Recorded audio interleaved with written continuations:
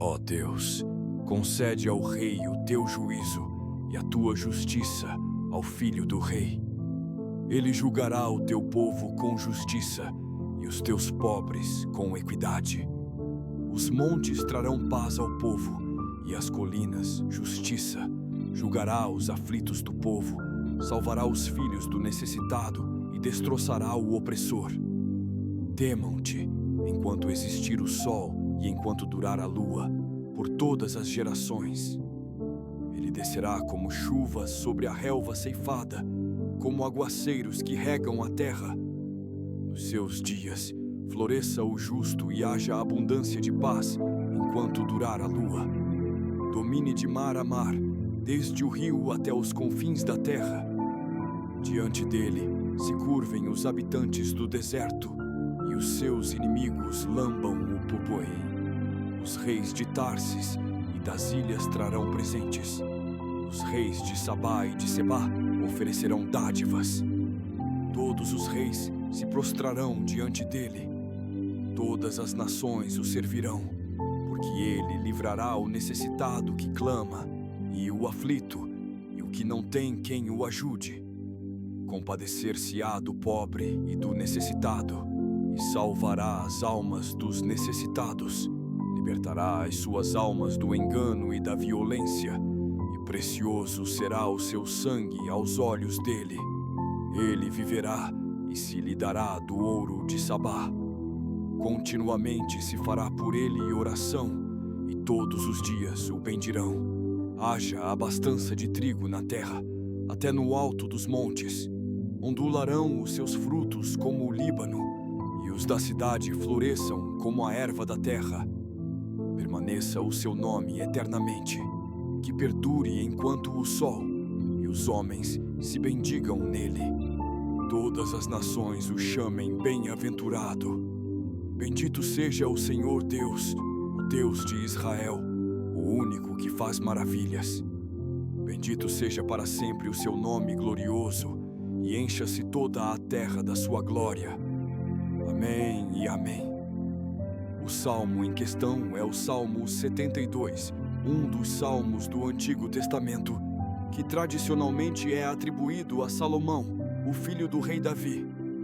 Este salmo é muitas vezes interpretado como uma oração ou cântico dedicado a pedir bênçãos e sabedoria para o rei de Israel, para que ele possa governar com justiça e equidade.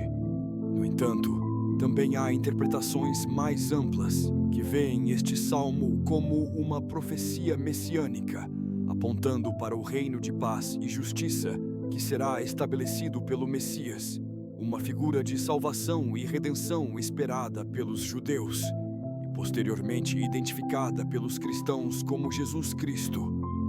O início do salmo pede a Deus que conceda ao rei o seu juízo e justiça, e ao filho do rei a mesma capacidade de julgar o povo com equidade.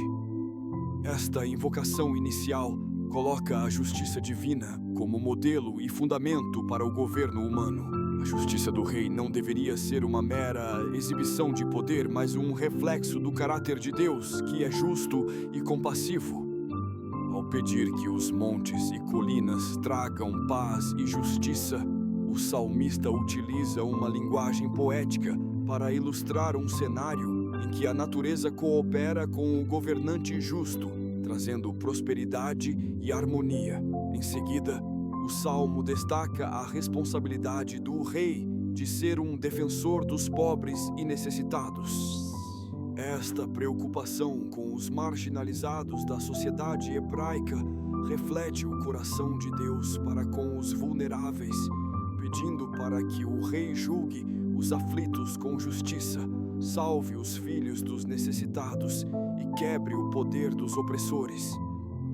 Esta visão expande o papel do rei de simples governante para um protetor ativo daqueles que são mais vulneráveis. A equidade e a proteção são, portanto, traços indispensáveis na liderança do rei ideal.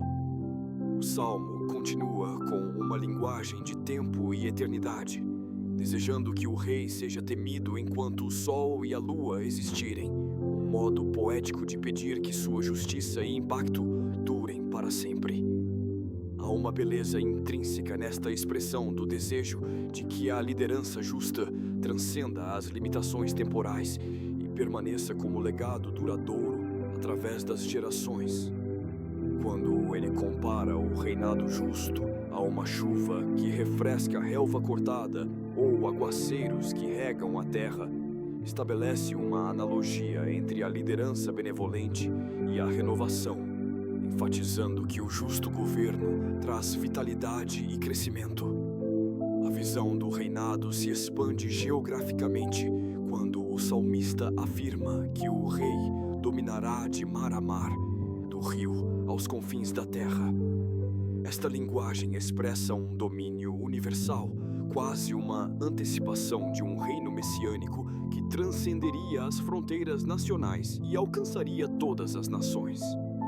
Esta expansão seria acompanhada pelo respeito das nações e pela submissão dos inimigos, ilustrando um reino de paz, onde o poder não seria adquirido pela força, mas pelo respeito e pela justiça. O Salmo prossegue mencionando como os reis de Tarsis, das ilhas, de Sabá e Sebá trarão presentes e se prostrarão diante do rei justo. Estes locais são simbolicamente importantes, representando regiões ricas e poderosas. Desta forma, o Salmo prediz um tempo em que todas as nações reconhecerão a justiça e a autoridade deste rei, trazendo-lhe dádivas em sinal de reconhecimento e submissão.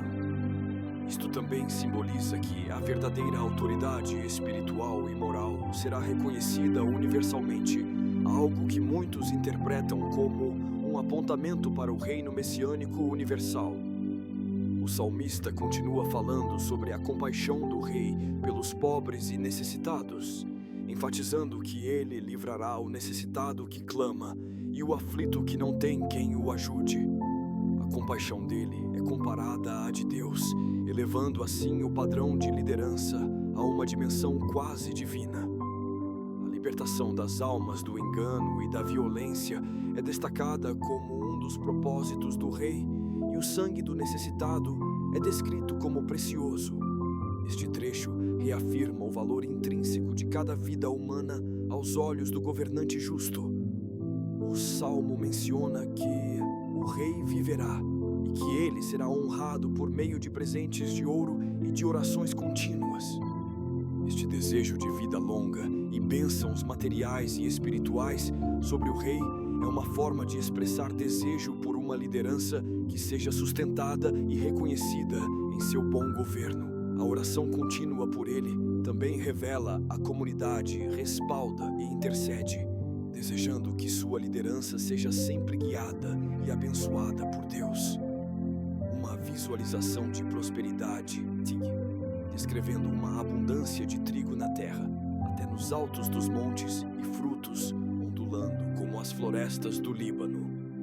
Estas imagens são expressões de um desejo de plenitude e bênção, não apenas em termos materiais, mas também como sinônimos de justiça social e prosperidade comum.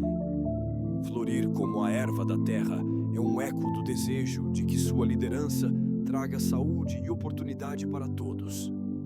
Finalmente, o Salmo termina com uma doxologia dupla, exaltando o nome do Senhor, o Deus de Israel, como o único que realiza maravilhas, e desejando que sua glória encha toda a terra. Ao fazer isso, o salmista não apenas louva a Deus, mas também reafirma que, no fundo, toda boa liderança e justiça vem de Deus e devem ter Ele como inspiração e destino final. Isso sugere que qualquer reino humano só pode ser realmente justo e bom se for uma reflexão do governo perfeito de Deus e sua glória.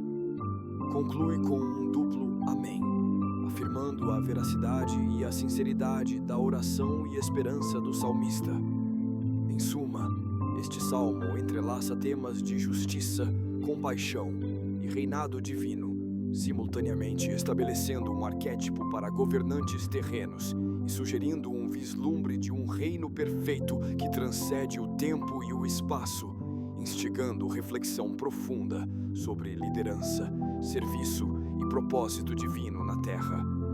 É uma oração poderosa que pede não apenas por um líder justo, mas pela manifestação dos princípios divinos no dia a dia da liderança humana.